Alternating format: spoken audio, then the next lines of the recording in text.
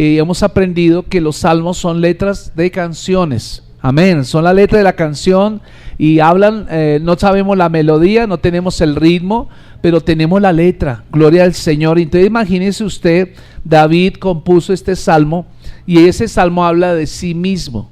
Wow, habla de sí mismo. Vamos a ver, ¿qué dice el salmista? Salmo 51, ¿lo tienes? Leamos, ¿qué dice la palabra de Dios? El versículo empieza desde al músico, allá donde dice al músico. Esas son instrucciones para el director del coro, ¿no?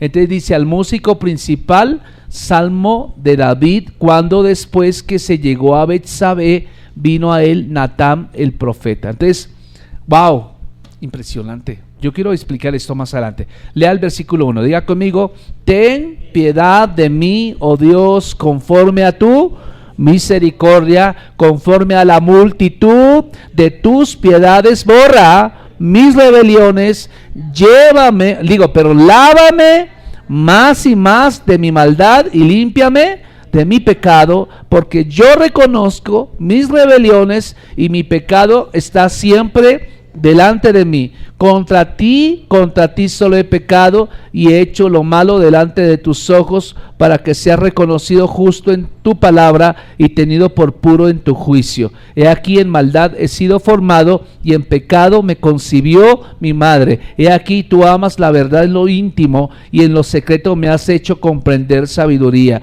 Purifícame con hisopo y seré limpio. Lávame y seré más blanco que la nieve. Hazme oír gozo y alegría, y se recrearán los huesos que has abatido. Esconde tu rostro de mis pecados y borra todas mis maldades. Crea en mí, oh Dios, un corazón limpio y renueva un espíritu recto dentro de mí. No me eches de delante de ti y no quites de mí tu santo espíritu. Vuélveme al gozo de tu salvación y espíritu noble me sustente. Entonces enseñaré a los transgresores tus caminos y los pecadores se convertirán a ti. Líbrame de homicidios, oh Dios, Dios de mi salvación. Cantará mi lengua tu justicia. Señor, abre mis labios y publicará mi boca tu alabanza, porque no quieres sacrificio, que no lo daría, cierto que yo lo daría.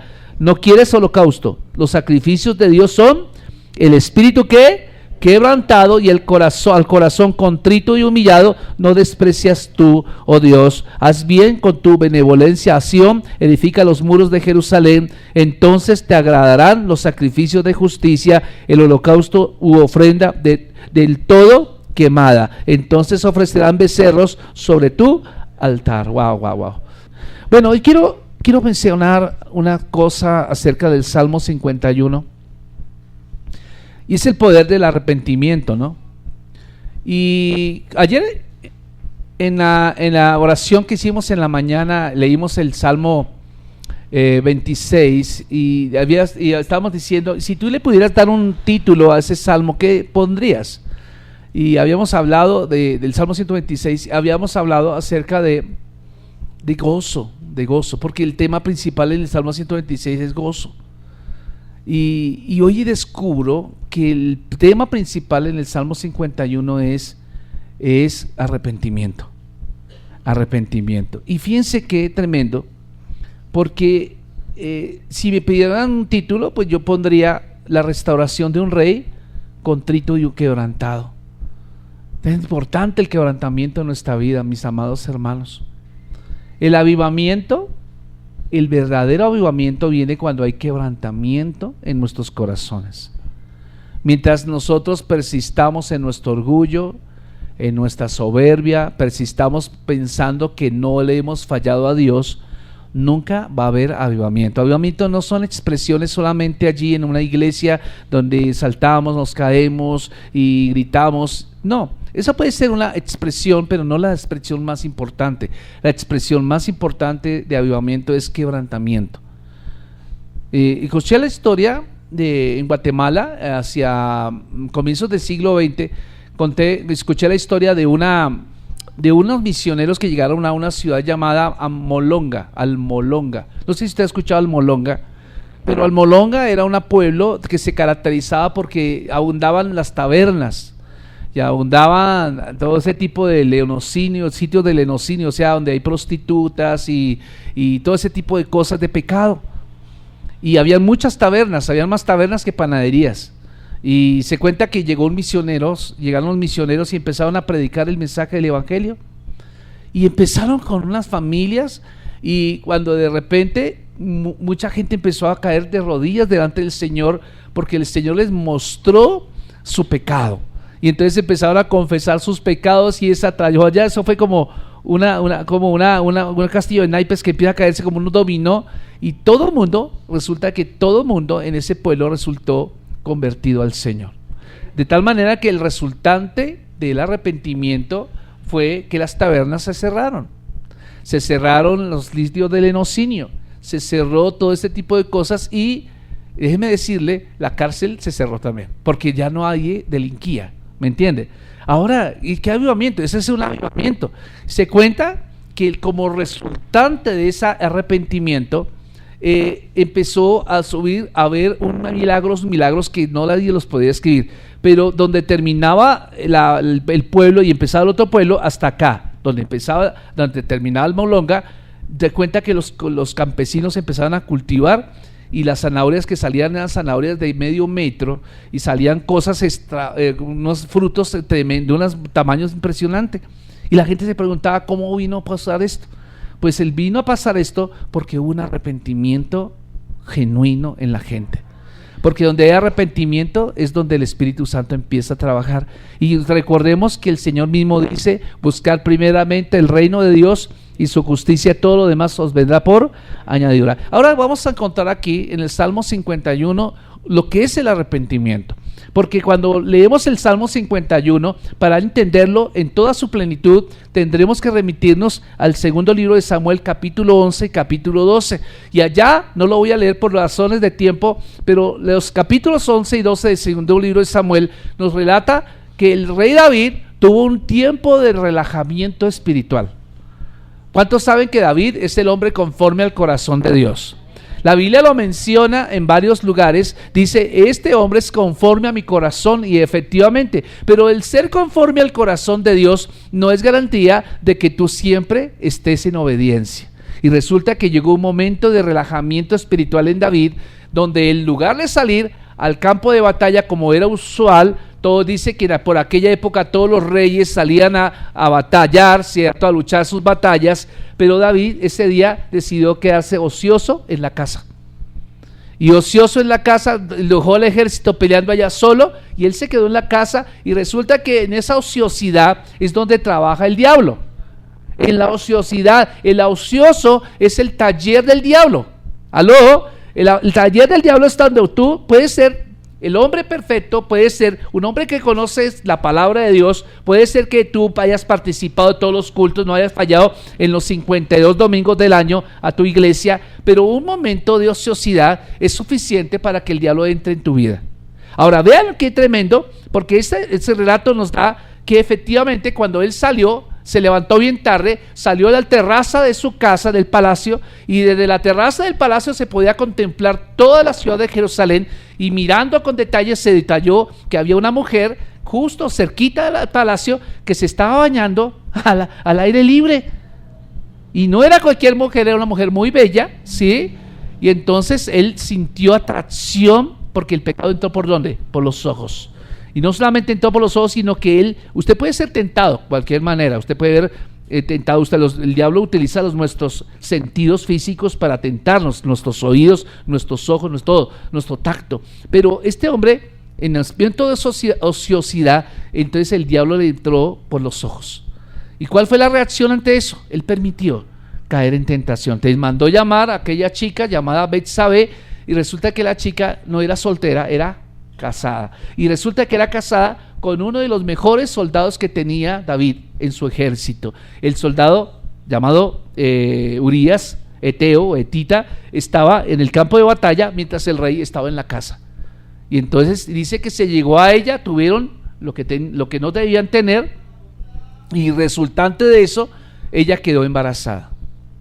Entonces cuando se supo, la mujer lo hizo saber al rey tiempo después que había quedado encinta. Entonces él inmediatamente trató de crear una estrategia y mandó llamar al esposo, a Urías, para que tuviera un día de licencia.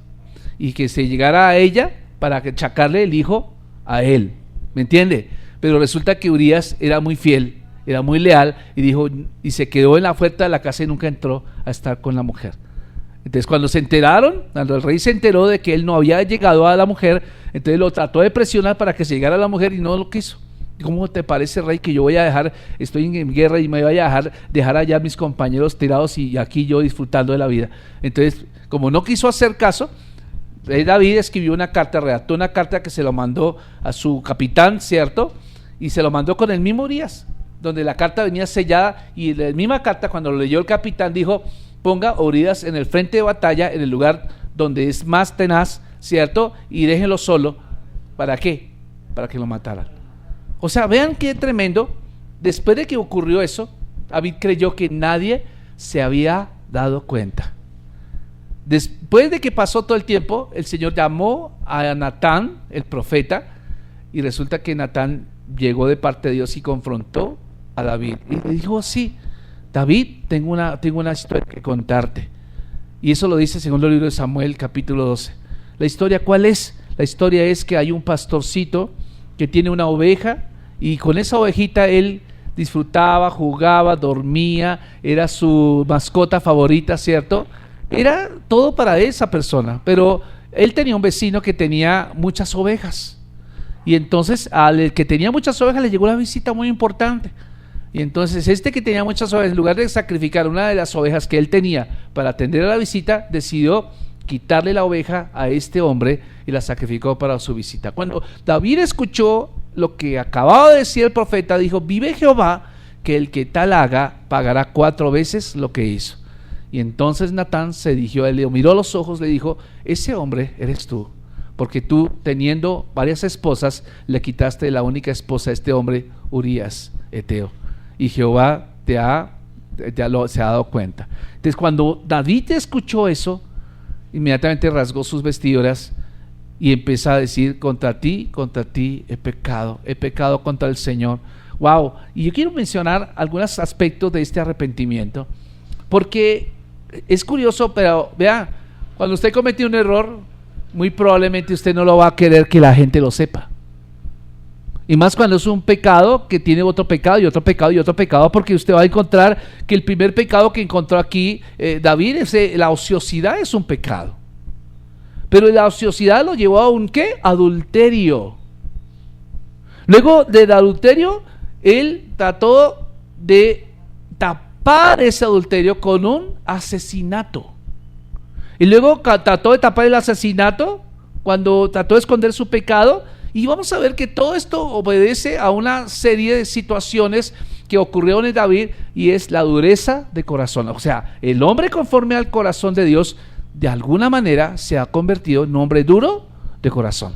No sé tú lo que Dios te está hablando en esta mañana, pero pienso algo, que David, después de que fue restaurado, porque él fue restaurado y tuvo que pagar 4 veces, porque él lo pagó, las consecuencias del pecado siempre están. Y note algo interesante, este fruto de ese adulterio murió, ¿me entiende? Murió un primer hijo. Luego vamos a encontrar que una de sus hijas fue violada por el hermano. Luego vamos a encontrar que aquel violador murió a manos del otro hermano, y el otro hermano quiso removerlo del reino a él y murió también ahorcado. Pagó 4 veces. O sea, el juicio no lo profirió Dios, el juicio lo profirió él mismo sobre él mismo. Pero vean, quiero mostrar, claro, porque este es un cántico, y es un cántico de un alma afligida por el pecado, y es un salmo con el que todos nos podemos llegar a identificar. ¿Por qué? Porque todos de alguna manera hemos sido pecadores y culpables ante el Señor. Romanos capítulo 3:23 dice: por cuanto todos pecaron y están destituidos de la gloria de Dios. Todos necesitamos misericordia y purificación, ¿cierto? Y fíjense que este salmo presenta la triste pero dulce escena que tenemos por delante. Por ejemplo, el pecado de David con Betsabé llevó a David a volver a buscar a Dios. A veces nosotros tenemos que permitir que llegue el diablo y nos azote, nos sacuda, para volver a tener nuestra intimidad con el Señor.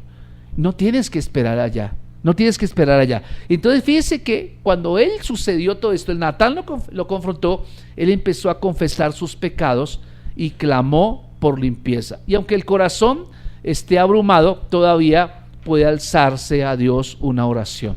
Fíjense, quiero mencionar 3 tiempos en este pasaje. El primer tiempo lo llamaremos limpieza. ¿Cómo se llama el primero? Limpieza. Vamos a ver que David en los primeros 2 versículos clama por limpieza y dice: ten piedad de mí, oh Dios, conforme a tu misericordia, conforme a la multitud de tus piedades, borra mis rebeliones, lávame más y más de mi maldad y límpiame de mi pecado. Entonces fíjense que aquí es curioso, David, el rey de Israel, compuso una canción hablando de su pecado. Yo les decía a ustedes serían capaces de componer una canción de sus pecados ocultos para que otros aprendan. Yo creo que no, ¿cierto? Al contrario, nosotros tendemos a tapar nuestras faltas, ¿cierto? Y tratamos de mostrarnos ante la gente como justos y como buenos esposos y como buenas esposas y como buenos empleados y como buenos miembros de la iglesia. Fíjese, pero David reconoció su pecado y se atrevió aún a componer un salmo donde muchos lo iban a leer y cantar porque lo cantaban en el templo. Wow, y la gente decía: ¿y esa letra de quién es? La letra es de David cuando pecó con Betsabé. El rey David pecó con Betsabé. Pero fíjense, a él no le importaba la imagen que podía proyectar ante la gente, lo que le importaba era su relación con Dios. Y yo creo que este salmo nos ha bendecido, porque aquí vamos a encontrar que el salmo está lleno de dolor consciente de sus pecados, porque aquí el Natán, el profeta, lo había confrontado. Ahí lo dice segundo libro de Samuel 12, y la conciencia del rey se despertó con esa confrontación. Y entonces empezó una obra de convicción de Dios que empezó a dar fruto en la vida de David. O sea, el Señor utilizó un profeta para confrontar a David para que no se perdiera. Entonces, miren qué tremendo, porque mucha gente cuando peca y es confrontada por alguien que lo hace ver está pecando, no es porque Dios no lo ame, es porque Dios lo ama. Porque de otra manera, si esa persona no fuera confrontada en su pecado, pues el diablo ahí sí se lo lleva. Ahí sí, como dicen, se lo llevó el diablo, ¿cierto? Pero aquí vamos a encontrar que esa es misericordia. Charles Spurgeon decía una frase: el perdón del pecado debe ser siempre un acto de pura misericordia, y por lo tanto el pecador concientizado acude a refugiarse a su piadoso Señor. Es interesante ver eso. Fíjense que Natán trabajó como un espejo para mostrarle a David lo sucio y lo manchado que estaba. Y a veces yo hablo esto también para nosotros que tenemos relación con el Señor, porque a veces nosotros vemos personas que caen en pecado, pero nos callamos. ¿Y por qué nos callamos? Porque no queremos tener problemas, porque no nos gustaría que esta persona pensara mal de nosotros. ¿Qué es más importante? ¿Que la persona piense mal de ti o que Dios piense mal de ti? Si el Señor nos muestra que hay una persona que está cayendo en pecado, está en peligro de caer en tentación, entonces lo que tenemos que hacer es confrontarlo. Natán hizo las veces de un espejo, y mostrándole la palabra, David se dio cuenta lo asqueroso que estaba, ¿me entiende? Entonces por un tiempo David se había vuelto insensible al pecado, y fíjense qué tremendo, todos podemos llegar ahí. Pablo lo dijo allá en 1 Corintios, dijo: el que piense estar firme, mire que no caiga. Entonces, y vemos allá cómo David hizo todo lo posible por ignorar y negar que estaba mal con Dios. Yo no sé tú, pero yo te pregunto en esta mañana: ¿cómo está tu relación con Dios? ¿Cómo está tu relación con Dios? Fíjense que mientras él, dice en otra parte de otro salmo, dice que mientras él estuvo ocultando su pecado, ¿qué ocurrió con él? Sus huesos se empezaron a secar. Eso lo dice el Salmo 32. Entonces fíjense que ahí empezó un problema para él. Esa es la primera cosa.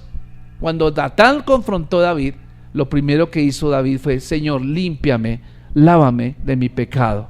La segunda cosa que hizo David fue: él confesó. Vamos a mirar los versículos 3 al 9, que dice la Biblia: porque yo reconozco mis rebeliones y mi pecado está siempre delante de mí. Contra ti solo he pecado y he hecho lo malo delante de tus ojos, para que seas reconocido justo en tu palabra y tenido por puro en tu justo juicio. He aquí, en maldad he sido formado, y en pecado me concibió mi madre. He aquí, tú amas la verdad en lo íntimo, y en lo secreto me has hecho comprender sabiduría. Purifícame con hisopo y seré limpio, lávame y seré más blanco que la nieve. Hazme oír gozo y alegría, y se recrearán los huesos que has abatido. Esconde tu rostro de mis pecados y borra todas mis maldades. Wow, tremendo. Entonces fíjense que lo que hace aquí David es, primero dice: yo reconozco todas mis transgresiones. O sea, él no se autojustifica, mis amados hermanos. Fíjense que muchos se lamentan por las consecuencias del pecado. Hay gente que dice: ay no, ahora que se va a saber, mi mamá qué va a decir, qué va a decir mis amigos, qué van a decir. La gente muchas veces no peca por el problema de que tienen como un status quo, como la imagen, ¿cierto? ¿Qué va a decir la gente? Ahora no va a poder mostrar el rostro, me da pena ir a la iglesia. No, eso David no le importó eso. Como yo le digo, al contrario, publicó su historia en este salmo. Hay mucha gente que no peca es por miedo a la mala imagen, ¿me entiende? Al descrédito que pueda llegar a tener por haber pecado. Pero hermano, esta no debe ser la razón por la cual la gente no peca. La razón por la que la gente no debe pecar es porque sencillamente el pecado en sí mismo es un peligro para su propia vida. Porque el pecado es algo que aborrece Dios. Porque tú debes de aborrecer lo que aborrece Dios. Esa es la razón principal por la cual tú no pecas. No porque el que dirá la gente. Eso no es lo que es importante acá. Entonces él empieza a confesar sus pecados y ¿sabe una cosa? Él no oculta nada. El rey no oculta nada. Él descubre su corazón y le dice: Señor, mira, yo todo lo que he hecho en contra tuya. Y tampoco se está haciendo todo lo contrario a la víctima, ¿no? Porque hay gente que dice: no, es que yo soy una cucaracha, yo soy lo peor de la vida, yo no merezco vivir. Es que no, tampoco es eso. Hay que decir lo que es, sin añadirle ni restarle, mis amados hermanos. Entonces David descubre su corazón y entonces empieza a confesar. Y quiere al confesar el decirle: Señor, ya tú lo sabías, pero yo te lo quiero decir. ¿Cuántos saben que cuando nosotros pecamos, Él ya sabe que nosotros pecamos? Él conoce nuestros pensamientos. Pero mientras usted no se los confiese al Señor, entonces usted le dará un derecho legal ¿a quién? Al diablo. Entonces dice 1 Juan 1:9 que si confesamos nuestros pecados, Él es fiel y justo para perdonar nuestros pecados y limpiarlos ¿de qué? De toda maldad. Entonces fíjese que cuando David empieza a confesarle los pecados al Padre, ¿cierto? Dice: contra ti solo he pecado. Dice el versículo 4, repite 2 veces: contra ti solo he pecado. Y fíjense que este hombre está siendo honesto. Ve al versículo 6, por favor. Ve al versículo 6, dice: he aquí, tú amas la verdad en lo íntimo y en lo secreto me has hecho comprender ¿qué? Sabiduría. Entonces fíjense que él le dice: Señor, nosotros debiéramos también ser honrados con Dios. Y la confesión sincera produce una limpieza completa. El versículo 7 dice: purifícame con hisopo y seré limpio, lávame y seré más blanco que la nieve. Note algo interesante. David no se tapó nada. Le digo: Señor, yo te fallé tremendamente. Y note algo interesante. Él tuvo que asumir las consecuencias de su pecado. En lo físico tuvo que asumirlas. Pero eso no quiere decir que Dios no lo haya perdonado. ¿Me entiende lo que estoy diciendo? Siempre que tú y yo pequemos hay consecuencias.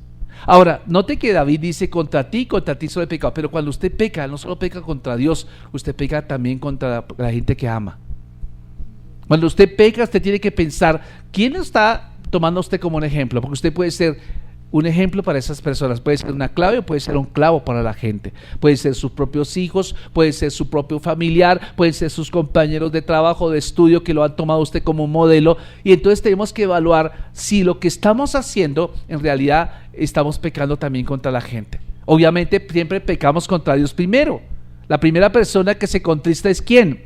El Espíritu Santo. Imagínense que David no se hubiera arrepentido. Imagínense que David no hubiera dicho, Señor, perdóname, te fallé. ¿Sabe usted qué hubiera pasado con David? Su nombre no sería recordado. Pero David se arrepintió y dijo, Señor, perdóname. Ahora fíjense la tercera cosa que encuentro en este salmo. Salmo, versículo del 10 al 13 dice, crea en mí, oh Dios, un corazón limpio y renueva un espíritu recto dentro de mí. No me eches delante de ti y no quites de mí tu santo espíritu. Vuélveme el gozo de tu salvación y espíritu noble me sustente. Entonces enseñaré a los transgresores tus caminos y los pecadores se convertirán a ti. Vea qué tremendo, porque el rey confiesa que quiere tener un corazón limpio. Y David, fíjese que en ese momento hace ver que el pecado estaba aburrido del pecado. ¿Sabe una cosa que necesitamos nosotros? Es sentir hastío por el pecado. David estaba hastiado del pecado como tal. Empieza a clamarle al Señor cada vez más fuerte. Dice, Señor, que te pido que me perdones, he transgredido, te he transgredido y he estado en contra tuya a todo momento. Entonces David determina que con su limpieza, como resultado, vendrá su consagración. ¿Sabe una cosa? El anciano David, él termina con años, ya viejito, pero termina restaurado de parte de Dios. Y dice, el Salmo dice, entonces si tú me restauras, enseñaré a los transgresores tus caminos. O sea, personas que tienen el mismo problema, yo seré un instrumento útil en tus manos para que no caigan en lo que yo caí. ¡Wow! Y los pecadores entonces se convertirán a ti. ¿Sabe una cosa? Es interesante ver este Salmo. Cuando uno lo lee con mucho cuidado, uno se da cuenta, Señor, tremendo David, de verdad que Dios no ama a la gente perfecta, Dios ama a gente imperfecta que reconoce y se arrepiente pronto. Eso es lo que ama a Dios.